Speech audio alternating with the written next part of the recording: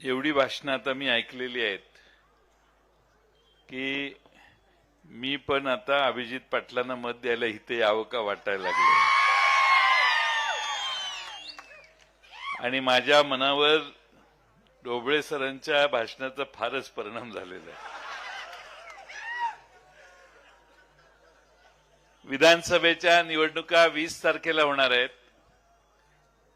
तुतारी वाजवणाऱ्या माणसाच्या चिन्हावर आपण सगळ्यांनी पवार साहेबांनी एक नवा चेहरा या मतदारसंघात दिलेला आहे, तो अभिजित पाटलांचा आहे आणि त्या अभिजित पाटलांच्या मागे आपण सर्वांनी आपला आशीर्वाद उभा करावा ही विनंती करण्यासाठी प्रदेश अध्यक्ष म्हणून आपणा सर्वांची गाठ घेण्यासाठी मी आलोय। या मतदारसंघाचे प्रश्न अनेक आहेत, ज्याचा बारकाईने उल्लेख अभिजित पाटलांनी भाषणात केला। या मतदारसंघामध्ये अनेक इच्छुक होते, ज्यांना पवार साहेबांच्या पक्षाचं तिकीट घ्यायचं होतं आणि आता शेवटी सगळ्यात सच्चे निघाले ते घाटणीकर निघाले। बाकीचे सगळे सारखे भेटायचे, पण सगळे जिकडे तिकडे गेले, कुणी उभा राहिले, कुणी सामील झाले, कुणी तोंड दाखवायच्या पलीकडे गेले। आज आपल्या सर्वांना बराच विचार करून अभिजित पाटलांना या मतदारसंघाचे सगळे प्रश्न ज्यांनी अतिशय बारकाईने भाषणात सांगितलं, काय काय या मतदारसंघात नाहीये आणि काय काय करण्याची आवश्यकता आहे। आता अनेक वर्ष आपण एकाच व्यक्तीला, एकाच नेत्याला संधी दिली। महाराष्ट्रात आता परिवर्तनाची लाट आली आहे। सगळ्या महाराष्ट्रामध्ये यावेळी नवे चेहरे आम्ही महाराष्ट्रात पुढे आणायचं काम केलेलं आहे। अनेक ठिकाणी नौखे आहेत, पण लोक डोक्यावर घेऊन त्यांना पुढे नेण्याचा प्रयत्न करतायत। शिवसेना, उद्धव ठाकरे पक्ष, काँग्रेस आणि राष्ट्रवादी काँग्रेस, शरदचंद्र पवार पक्षाच्या वतीनं आणि आमच्या मित्र पक्षाच्या वतीनं महाराष्ट्रामध्ये उद्याच्या विधानसभेमध्ये बहुतेक सगळे नवे चेहरे महाराष्ट्राच्या विधानसभेत जातील। त्यातला एक चेहरा अभिजित पाटलांचा असेल ही माझ्या मनात खात्री आहे। शून्यातून स्वतःचं विश्व निर्माण केलं तर त्याची हेटाळणी करणं हे योग्य आहे असं मला वाटत नाही। शून्यातून विश्व निर्माण करताना कष्ट केलेले आहेत, त्रास भोगलेला आहे, संकटाला सामना केलेला आहे, पण त्यानंतर आज एवढे कष्ट केले की एक नाही, दोन नाही, तीन नाही, आता किती, 4 कारखाने का 5 आहेत? 5 आहेत। 5 कारखान्याचा नेतृत्व करण्याची धमक तुमच्या अभिजित पाटलांच्यात आहे, म्हणजे कर्तबगारी या माणसाच्यात आहे। त्या कर्तबगारीकडे बघून पवार साहेबांनी त्यांना या मतदारसंघातली तिकीट दिलेलं आहे। आज आपण विठ्ठल कारखान्याचा प्रश्न अनेक वर्ष लोंबकळत होता। विठ्ठल कारखाना कसा चालणार हा प्रश्न होता। विठ्ठल कारखान्यात लोकशाही मार्गाने निवडणूक लढवून त्या ठिकाणी निवडून येऊन विठ्ठल कारखान्याला पदरचे पैसे खर्च करून चालू करण्याचं काम या बहादरानं केलंय आणि म्हणून आपल्या सर्वांच्या दृष्टीनं असा नेता पाहिजे की जो तुम्हाला संकटाच्या काळात येऊन शेतकऱ्यांचा संसार चालू करण्याचा प्रयत्न करेल। तरुण आहेत, जोश आहे, तुमची सेवा करण्याची इच्छा आहे। 2-4 महिन्यापासून, 6 महिन्यापासून म्हाडा विधानसभा मतदारसंघातल्या सगळ्यांना जाऊन भेटण्याचा त्यांनी अतिशय चांगला प्रयत्न केलाय। ते आता काही नौखे राहिलेले नाही, कोणाची त्यांच्या मागे पुण्याई नाही, त्यांच्या मागे फार काही परंपरा आहे अशातलाही भाग नाही आणि त्यामुळं नवा चेहरा तुमच्या समोर येत असताना आज माढ्यातल्या विधानसभा मतदारसंघातल्या जनतेची जबाबदारी आहे की बदल करायचा आणि अभिजित पाटलांचा नवा चेहरा विधानसभेवर पाठवायचं। ते काम उद्याच्या निवडणुकीत तुम्ही सगळ्यांनी करा। अनेक प्रश्न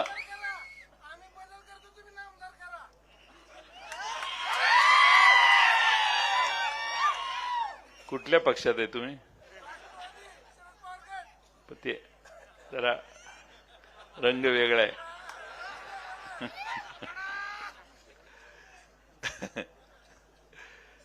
आपण सगळ्यांनी महाराष्ट्रामधले अनेक प्रश्न आज आपल्या सगळ्यांना माहिती आहेत. मी त्या सगळ्यांच्या खोलात जात नाही. महागाई प्रचंड वाढलेली आहे, बेकाराची समस्या वाढलेली आहे, शेतीमालाचे दर खाली जायला लागलेले आहेत.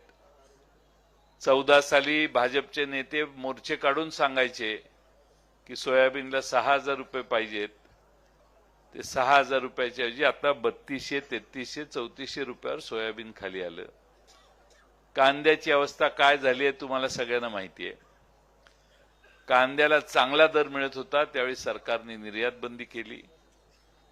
कापसाला दर वाढतील असं वाटत होतं. परवाच 22 लाख गाठी भारत देशाने आयात केल्या. कापूस उत्पादकांचं कंबर मोजण्याचं काम त्यांनी केलं.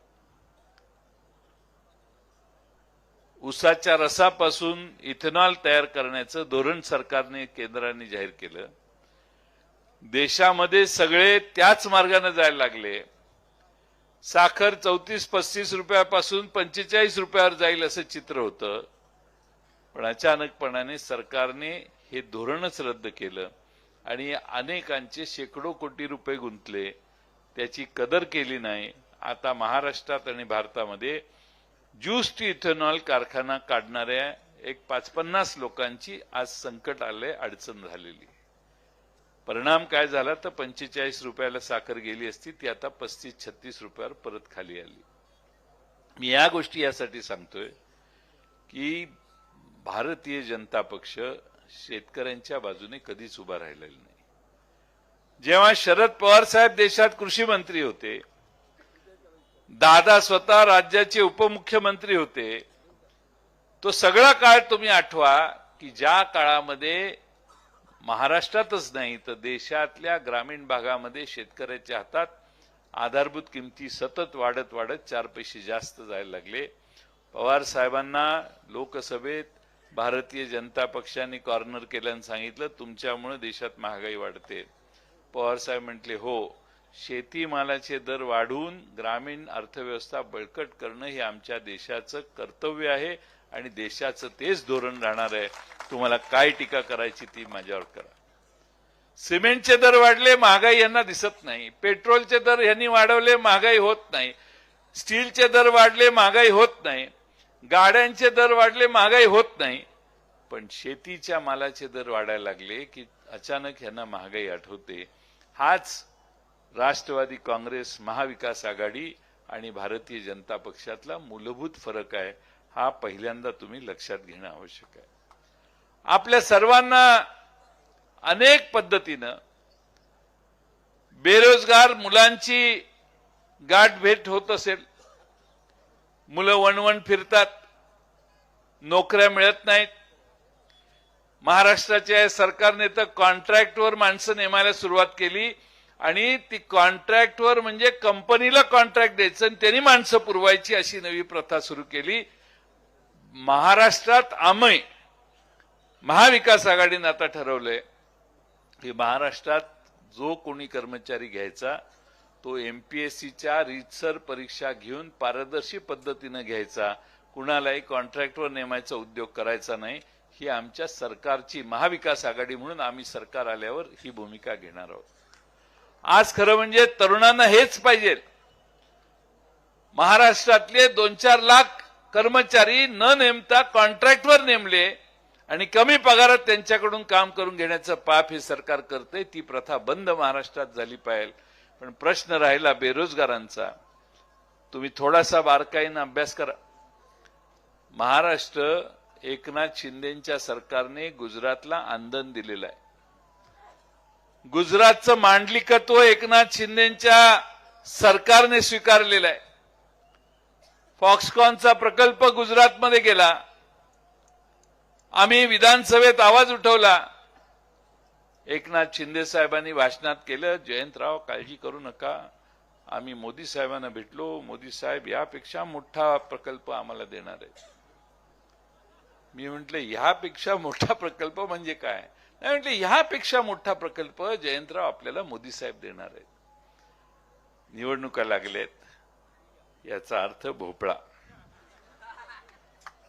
काहीही महाराष्ट्रात देण्याची दानत दिल्लीच्या सरकारची नाही आहे आणि म्हणून येईल तो सगळा प्रकल्प तिकडे घेऊन जाण्याचं, ओढून नेण्याचं काम ही लोक करतात. काल परवा आपल्या टाटा एअरबसचं उद्घाटन मोदी साहेबांनी बडोद्यात केलं. ते आपल्या राज्यात येणारा प्रकल्प, 21,000 कोटीची गुंतवणूक, 5-10 हजार लोकांना, महाराष्ट्रातल्या पोरांना नोकऱ्या लागल्या असत्या. त्याचं उद्घाटन केलं, भूमिपूजन नाही. त्यानं तिकडे प्रकल्प त्यांनी नेऊन तिकडे चालू करून त्याचं उत्पादन सुरू झालं. आमच्या महाराष्ट्राला मागे ठेवण्याचं पाप हे एकनाथ शिंदेच्या सरकारने केलं. तुम्हाला मी 2च मुद्दे सांगतो. एक म्हणजे सगळ्या भारतात, आत्ताच 4-8 दिवसापूर्वी आकडेवारी प्रसिद्ध झाली, सगळ्या भारतामध्ये महाराष्ट्राचं उत्पन्न, भारताचं जे उत्पन्न आहे त्यात महाराष्ट्राचा वाटा 15% असायचा. हे पहिलं वर्ष आहे भारतामध्ये की महाराष्ट्राचं देशातलं उत्पन्न 15%च्या ऐवजी 13% खाली आलं. म्हणजे 100 रुपये भारताचं उत्पन्न असेल तर 15 रुपये आमच्या महाराष्ट्राकडून असायचे, त्याऐवजी ते आता 13% झाले. 2% म्हणजे काही लाख कोटी रुपयाचं नुकसान.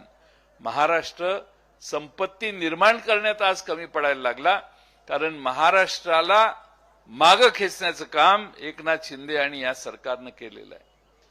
दुसरं एक उदाहरण सांगतो. आम्ही एका मंत्रिमंडळात होतो, दादांच्या नेतृत्वाखाली आम्ही काम करत होतो राज्याचा अर्थमंत्री म्हणून. त्यावेळी महाराष्ट्र दरडोई उत्पन्नात देशामध्ये 2ऱ्या, 3ऱ्या, 4थ्या क्रमांकावर होता. 14 साली दिल्लीला मोदी साहेब बसले, मुंबईला महाराष्ट्रात सरकार मुख्यमंत्री म्हणून देवेंद्र फडणवीस साहेब बसले. जास्त नाही, फक्त 2-2.5 वर्षात गुजरात महाराष्ट्राच्या पुढे गेला, महाराष्ट्र खाली गेला. 16 साली जो महाराष्ट्र गुजरातच्या खाली गेलाय तो अजून वर आलेला नाही. माणसांचं दरडोई उत्पन्न गुजरातचं आपल्यापेक्षा जास्त आहे. याचा अर्थ गुजरातमध्ये श्रीमंत माणसं आहेत आपल्यापेक्षा, आणि महाराष्ट्रात जी दरडोई उत्पन्नाची मर्यादा आहे ती आमची घसरलेली आहे. म्हणजे गुजरातने आम्हाला ओव्हरटेक केलं. आज भारतामध्ये 13वा नंबर आहे आपल्या महाराष्ट्राचा, 11वा नंबर आहे आपल्या महाराष्ट्राचा. म्हणजे 10 राज्य दरडोई उत्पन्नात आपल्यापेक्षा वर आहेत. हे 2 मुद्दे बघितले तर कसं महाराष्ट्राला गुजरातचं मांडलिकत्व घेण्याची वेळ आली किंवा गुजरातच्या दावणीला यांनी महाराष्ट्र कसा बांधून ठेवला हे तुम्ही सगळ्यांनी लक्षात घ्या. आज जर आपल्या ग्रामीण भागात, शहरामध्ये बेकारी असेल तर ती भारतीय जनता पक्षाच्या या धोरणामुळे आहे. आणि आमचं महाराष्ट्राचं हे त्रिकूट, एक मुख्यमंत्री, 2 उपमुख्यमंत्री, तिकडं काही गेलं तर तोंडातनं ब्र काढत नाहीत, बोलतच नाहीत. गुजरातमध्ये गेलं तर त्याला थांबवायलाही जात नाहीत. नाही जाना, हमारे महाराष्ट्र में आम्ही जास्त सवलती देतो, काहीतरी बोलतील. त्याला फोनही करत नाहीत. तिकडं फोन आला अमित भाईंचा, इकडे हे गपगार, एवढे घाबरतात त्यांना की काय विचारू नका. आणि म्हणून महाराष्ट्रात हे त्रिकूट सत्तेवर ठेवणं हे महाराष्ट्राच्या अधोगतीला आणखीन निमंत्रण देण्यासारखं आहे.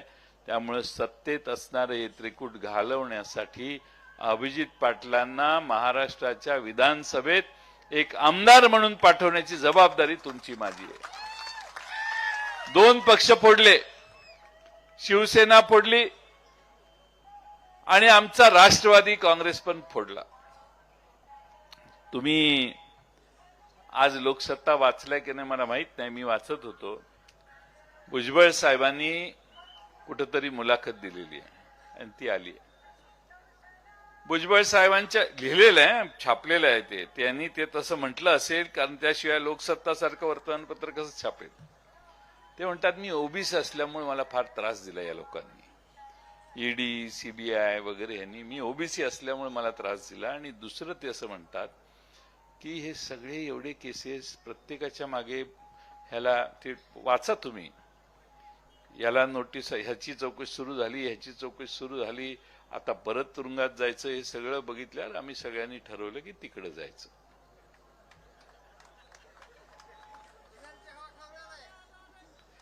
याचा अर्थ असा की हे तिकडे गेले ते तत्वाने नाही गेले, हे घाबरून गेलेले आहेत. शरणागती यांनी पत्करलेली आहे. महाराष्ट्राचा स्वाभिमान बाजूला ठेवून यांनी त्यांच्या गोटात जाऊन हात बांधून त्यांची माफी मागितली असेल आणि मग त्यांना मंत्रिमंडळात घेण्याची व्यवस्था झालेली आहे, असं भुजबळ साहेबांच्या म्हणण्यावरून दिसते. माझं काय त्याच्यावर म्हणणं नाही.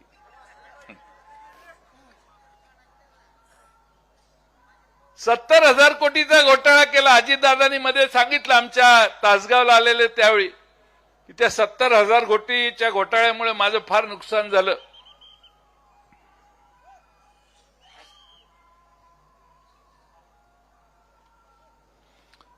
माझं फार नुकसान झालं. आरोप कुणी केला 70,000 कोटीचा? त्यांच्यावर भारतीय जनता पक्षाने. देवेंद्र फडणवीस आणि आमचे विनोद तावडे बैलगाडीवर पुरावे घेऊन आले आणि त्यांनी बैलगाडीचे पुरावे दिले.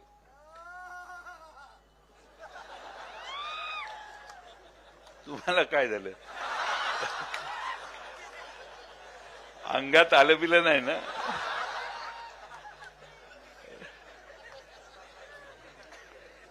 तसा आवाज तसा वाटला म्हणून. आणि म्हणून चौकशी सुरू झाली. आराराबांनी सही केली. अजितदादांनी सांगितलं की देवेंद्र फडणवीसांनी मला बोलवलं एक दिवस आणि दाखवली फाईल उघडून की हे बघा आराराबांनी तुमच्या सही केली. पण दुसरा महत्वाचा मुद्दा काय, त्याच्या खाली सही कुणाची होती? देवेंद्र फडणवीसांची होती, पृथ्वीराज चव्हाणांची नव्हती.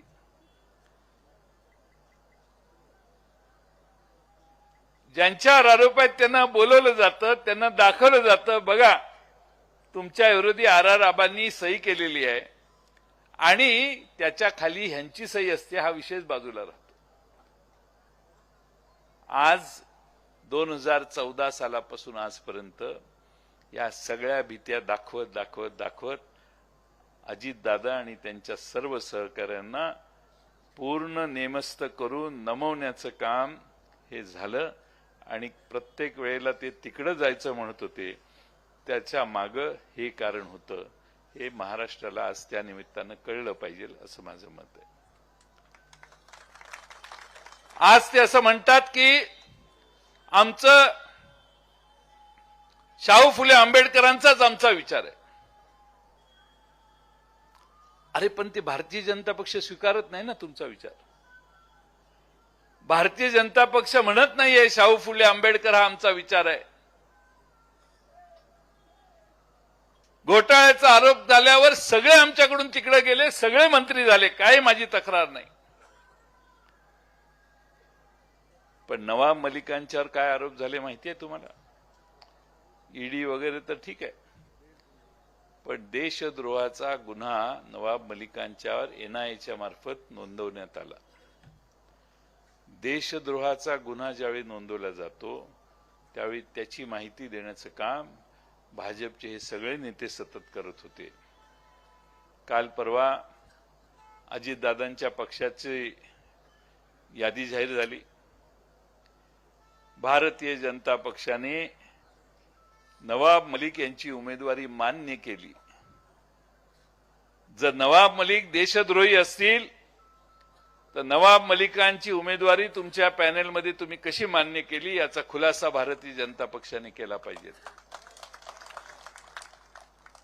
बरं, एकावर एक फ्री 2 स्कीमच आहे. नवाब मलिकांनाही उमेदवारी आणि त्यांच्या कन्येलाही उमेदवारी शेजारच्या मतदारसंघातून. याचा अर्थ नवाब मलिकांच्यावर तुम्ही जे आरोप करत होता ते खोटे आहेत हे एकदा महाराष्ट्राला सांगा. तुम्हाला नवाब मलिकांच्या पॅनलमध्ये त्यांना घ्यायचं असेल, आमची काही तक्रार नाही. पण नवाब मलिकांच्यावर आरोप तुम्ही केले, तुम्ही नवाब मलिकांना बदनाम केलं, तुम्ही नवाब मलिकांना तुरुंगात टाकलं, तुम्ही नवाब मलिकांच्यावर देशद्रोहाचा आरोप केला.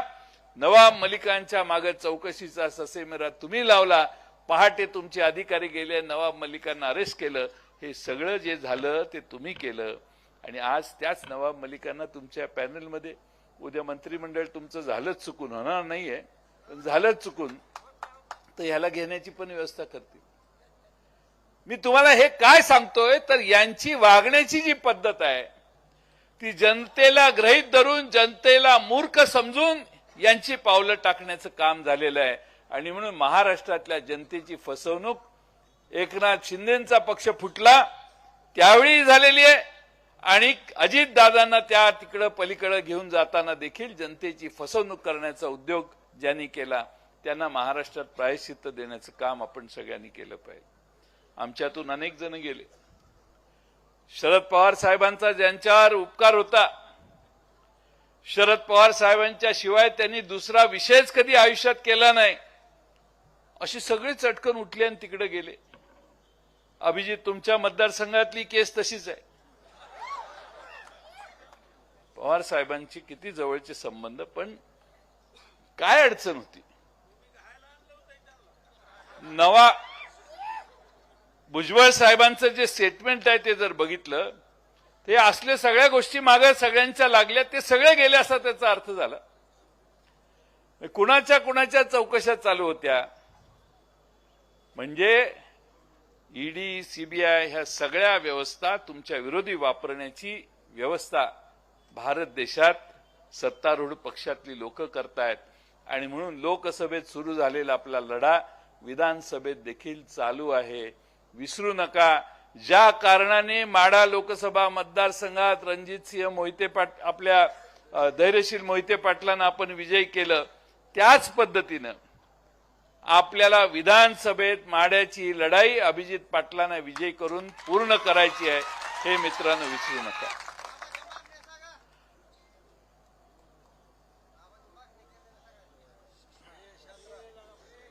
लय घाई करू नका. राजकारणात घाई करायची नसते. निवडून आल्यानंतर अशा मागण्या करायच्या असतात. आता मला लय जण म्हणतात तुम्ही या होणार त्या होणार. मी काय बोलतोय का? लय लफडं होतं तुम्हाला काय सांगू. निवडून यायचं बघूया जास्त संख्येनं नंतर मग काय करायचं ते बघू. तुम्ही काय असेल ते माझे निरीक्षक इथं थांबवतो पाहिजे तर माने साहेब त्यांना कानात सांगा. पण निवडून येण्याला प्राधान्य आहे आणि निवडून येण्यासाठी महाराष्ट्रात शरद पवार साहेबांना उद्धव ठाकरे साहेबांना आणि काँग्रेसला जो प्रतिसाद देतोय तो प्रतिसाद बघितला तर आपलंच सरकार येणार आहे. एकदा सरकार आणू आणि मग आपण त्यावर चर्चा करू. आम्ही सत्तेवर येणार आहे. आम्ही सत्तेवर आल्यावर काय करणार 5 मुद्दे सांगतो आणि मी माझं भाषण पूर्ण करतो. अजून सोलापूरला 2 सभा आहेत. महालक्ष्मी योजना आम्ही जाहीर केलेली आहे. परवा मुंबईमध्ये आपल्या माननीय राहुल गांधीजी, शरद पवार साहेब आणि उद्धव ठाकरे साहेब यांनी मिळून आपल्या सगळ्यांना महालक्ष्मी योजना जाहीर केलेली आहे. आणि महालक्ष्मी योजनामध्ये महाविकास आघाडी सत्तेत आल्यानंतर आमच्या सगळ्या महालक्ष्मीच्या आया बहिणींना 3,000 रुपये दर महिन्याला देण्याचा निर्णय आम्ही घेतलेला आहे.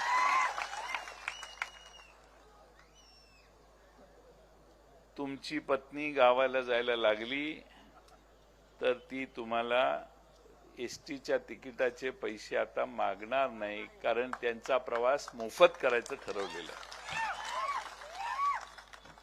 आता घरी गेल्या गेल्या एक काम करायचं सगळ्यांनी. हे फार महत्वाचं काम आहे. घरी गेल्यावर आपल्या बायकोला, आईला, बहिणीला सांगायचं त्यो बाबा 1,500 रुपये देतोय, ह्यो आज आलेला बाबा 3,000 रुपये द्यायला लागलाय. आपलं मत कुणीकडे. सगळ्या महाराष्ट्रातल्या महिला सांगतील की 1,500 जाता जाता योजना जाहीर केली. विचार न करता आम्ही पूर्ण विचार करून 3,000 रुपये द्यायचं ठरवलंय. महाराष्ट्रातल्या सगळ्या आमच्या महालक्ष्मी, घरातल्या लक्ष्मी या महाविकास आघाडीलाच मतदान करतील आणि तेवढा निरोप तुम्ही आपल्या प्रत्येकाच्या घरी शेजारी पाजारी देण्याचं काम करा. आम्ही उद्धव ठाकरेंच्या नेतृत्वाखाली सरकार आलं त्यावेळी 2 लाख रुपये आम्ही कर्जमाफी दिलेली आणि 50,000 रुपये रेग्युलर कर्ज फेडणाऱ्याला. ते 50,000 रुपये काहींना मिळाले, काहींना मिळाले नाही, कारण आमचं सरकार गेलं, अर्थमंत्री तेच राहिले, पण ही जबाबदारी त्यांनी पूर्ण केली नाही. काही ठिकाणी अजूनही राहिलेले आहेत. पण आता पुन्हा आपलं सरकार उद्याच्या निवडणुकानंतर आलं तर महाविकास आघाडीने असं ठरवलेलं आहे की महाराष्ट्रातल्या शेतकऱ्याला संकटातनं बाहेर काढण्यासाठी 3 लाख रुपयापर्यंतची कर्जमाफी त्याला द्यायचा आम्ही निर्णय केलेला आहे आणि 50,000 रुपये जो रेग्युलर कर्ज भरेल तो देण्याचा आम्ही निर्णय केलेला आहे. युवकांना बेरोजगार भत्ता 4,000 रुपये मासिक आणि जातनिहाय जनगणना करण्याचा निर्णय आम्ही केलेला आहे. लहान मोठ्या सगळ्या जातींची एकदा महाराष्ट्रात जनगणना करू. तेलंगणात चालू आहे, कर्नाटकात चालू आहे, तशीच महाराष्ट्रात आम्ही चालू करू. त्यामुळे ह्या आरक्षणाच्या संबंधातले गैरसमज जे आहेत ते दूर करण्यासाठी 50% आरक्षणाची मर्यादा वाढवण्याची मागणी देखील आपलं सरकार आल्यावर ताकदीनं आपण करू.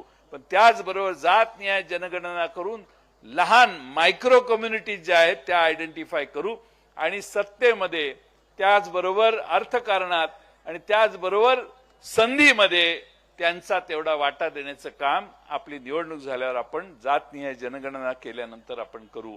हा विश्वास देखील महाविकास आघाडीच्या वतीनं तुम्हा सगळ्यांना आम्ही देतो. मला एक प्रश्न आपल्याला विचारायचा, इथं कोण आहे का की ज्याचे नातेवाईक किंवा स्वतः कोणी आजारी पडला, तो पुण्याला रुबी हॉल हॉस्पिटलमध्ये गेला, बॉम्बे हॉस्पिटलमध्ये मुंबईला गेला, ब्रिज कँडी हॉस्पिटलमध्ये गेला आणि मोदी साहेबांनी एक 5 लाख रुपयाची गॅरंटी दिलेली, आठवतं का तुम्हाला?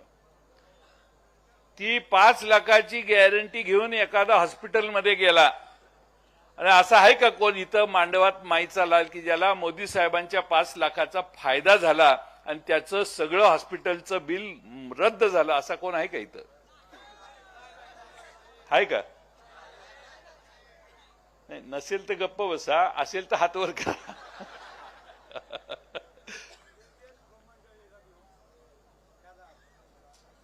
हा बघा,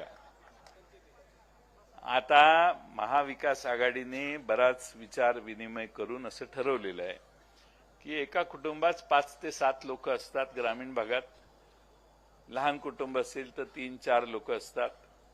ग्रामीण भागात आणि शहरी भागात जर कुणी आजारी पडला, एखाद्याला हार्ट अटॅक आला, बायपास सर्जरी करायची असेल, एखाद्याची किडनी ट्रान्सप्लांट असेल, एखाद्याचं लिव्हर ट्रान्सप्लांट असेल, म्हणून आम्ही महाविकास आघाडीच्या वतीने सरकारकडून महाराष्ट्रातल्या प्रत्येक कुटुंबाचा 25 लाख रुपयाचा विमा काढू आणि तुम्हाला सरकारकडे यायची गरज लागणार नाही.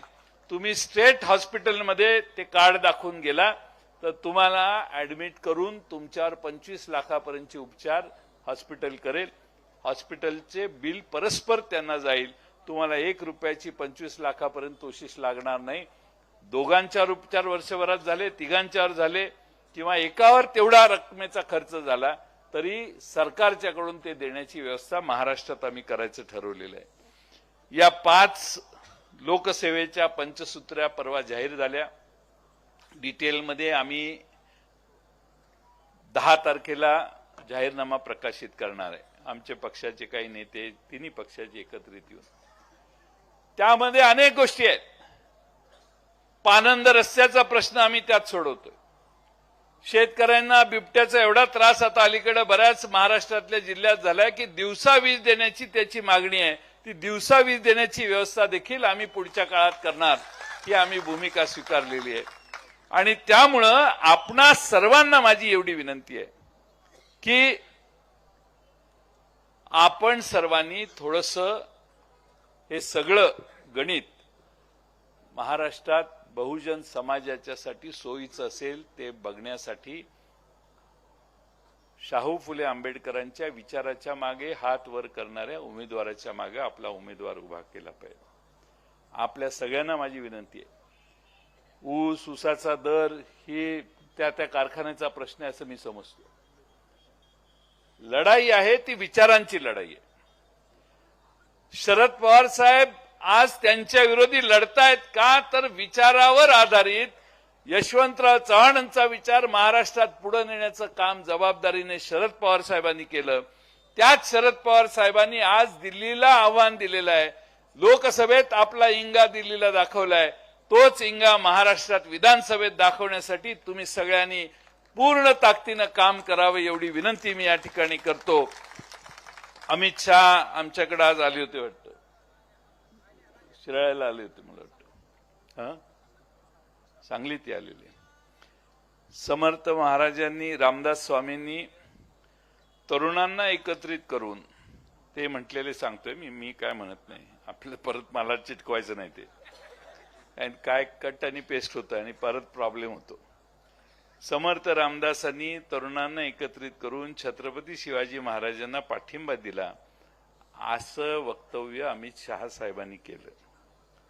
चुकीचा इतिहास मांडण्याचं काम यांनी महाराष्ट्रात येऊन करू नये. आता मधल्या काळात काय झालं, आम्ही लहान शाळेत इथल्या प्रत्येकाने वाचले इतिहास. छत्रपती शिवाजी महाराजांनी सुरत 2दा लुटली, आपण ऐकलंय, वाचलेलं आहे. देवेंद्र फडणवीस साहेब म्हटले सुरत लुटली नाही, शिवाजी महाराज सुरतेला गेले आणि परत आले, पण त्यांनी सुरत लुटली नाही. हे का सांगतात असं? त्यांना वाईट वाटेल म्हणून सांगतात. सगळं खुश त्यांना करायचं काम आहे, आणि म्हणून महाराष्ट्र यांच्या हातातून काढून घेण्याचं काम आपल्याला मित्रांनो करायचंय. शेवटचा मुद्दा सांगतो. आपल्या सगळ्यांचा स्वाभिमान छत्रपती शिवाजी महाराज. छत्रपती शिवाजी महाराजांचा मालवणला यांनी पुतळा उभा केला. स्वतः खुद्द मोदी साहेबांनी येऊन त्याचं उद्घाटन केलं. 8 महिने तो पुतळा टिकला. 8 महिने. 8 महिन्यानंतर तो अचानकपणे पुतळा कोसळला. सगळ्या भारतात दंगा झाला. महाराष्ट्राने तर डोक्याला हात लावला. महाराष्ट्राचा स्वाभिमान, महाराष्ट्राचा अभिमान छत्रपती शिवाजी महाराजांच्यात आम्ही बघतो.